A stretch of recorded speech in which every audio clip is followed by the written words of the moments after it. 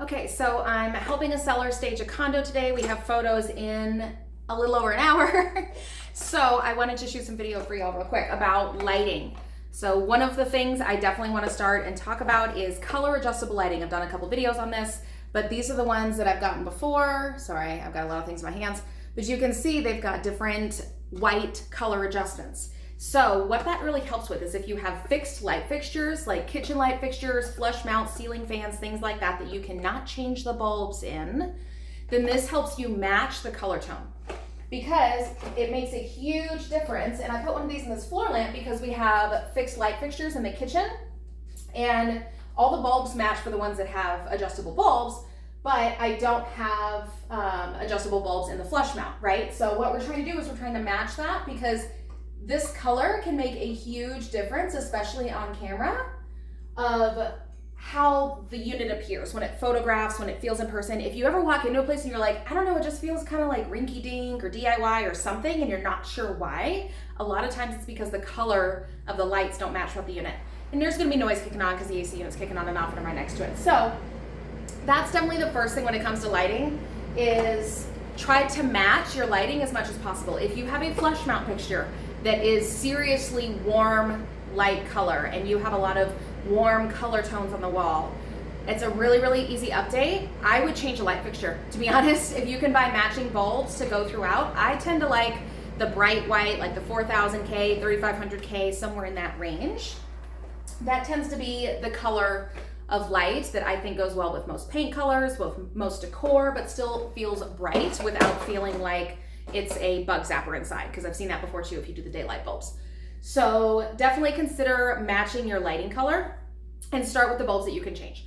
The other thing is a lot of times, like we're using some different lamp fixtures. So I brought something, she had some stuff, and we're piecing things together, which actually works out pretty well for a lot of different things. But some of them had some kind of dated lampshades on them, right? So it's not that the lamp is the problem, it's just a basic floor lamp, and some side lamps are the same, the side table lamps. But updating the shade can make a huge difference, and it also can change the color, how the light appears, because this is a darker beige kind of linen shade. So it very much yellows the light as opposed to something, this is even brighter, but it's pleated and it's scalloped on the bottom. So it feels really dated for that as well. So I just went and bought some new shades. You can see this is the one that came with it. That's the one I use on a lot of other properties. This is just one I bought at Walmart. If you're gonna go buy lampshades, just buy the lamp. 9 times out of 10, it's not gonna save you a bunch of money. Like the lampshade was like $21. Now for a floor lamp, that makes sense, right? But for a side lamp, a lot of times if you go to Ross or TJ Maxx, you can get a really nice side lamp for 25, 30 bucks. And your shade is gonna cost $20 or $30 alone. So if you have kind of dated lamps, just go ahead and buy the whole lamp. If you really, really like the lamp and you just want to update the shade, save yourself $3, $5, $6 and buy just the shade.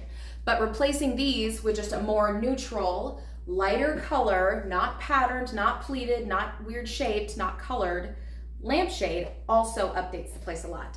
And those are minor investments in staging, and that's stuff that honestly, as an agent, I have a few lamps. Honestly, I think I have 3. I have a set of bed lamps. For larger stage jobs, I'm always gonna recommend a professional stager because they're gonna have better inventory and better access to those things.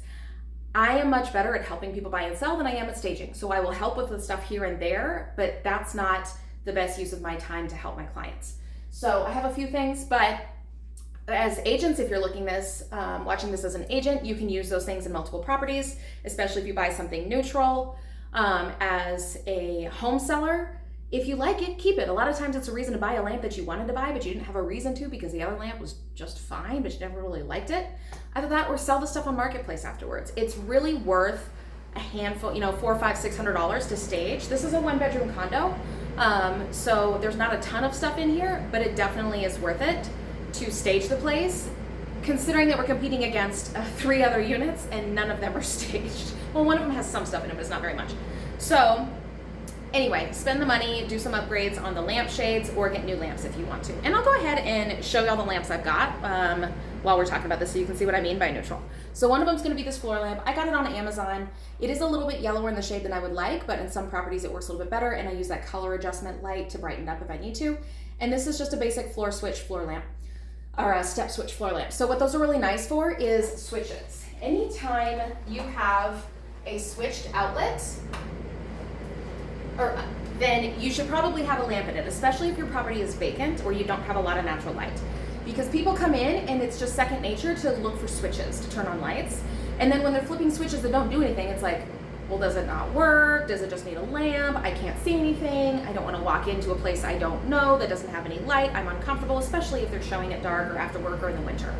So I'm a huge proponent of putting floor lamps, side lamps, something like that on anything that has a switch that turns it on, because people come in, they turn on the light, everything works, they're like, oh, this is nice, I like it. It doesn't cause a lot of those questions that cause people to not want to buy things, right? Even though they may not be big questions, the more questions you get for a potential buyer, the more they start to feel uneasy, because now it's a mental load thing, right? You're adding to their mental load about, do I need to do this? Does it work? Does it not? I don't know, I'm not sure. And then they walk into another unit in the same complex, or even different complex, and they walk in and they just turn on the lights and they work, and oh, it's staged, and oh, it's clean, and I like it, and the faucets are done, and anyway, it's an easy thing to do. So go ahead and plug those in, and I'll show you the side lamps, or the bedside lamps that I've got too. Okay, so these are the bedside lamps that I've got, and I've got a little bit of echo in here because I haven't gotten all my soft surfaces in yet because I'm doing my staging bed. So there's a link to that up above and down below, and I'll probably reshoot a newer one because that video is crazy old, but y'all seem to love it. So these are the bedside lamps. I've had these things for years, guys, 5-6 years probably. And they were like $22 a piece at Ross, including the shades. I'll turn it off so you can actually see what the shade looks like. It's just kind of squared, so it's a little bit on the modern side, but it's a neutral finish. It works with tons of properties. It's a pull string, but you'll notice I always bring an extension cord, and that's sitting on top of the bed, so I can plug it into that one switched outlet.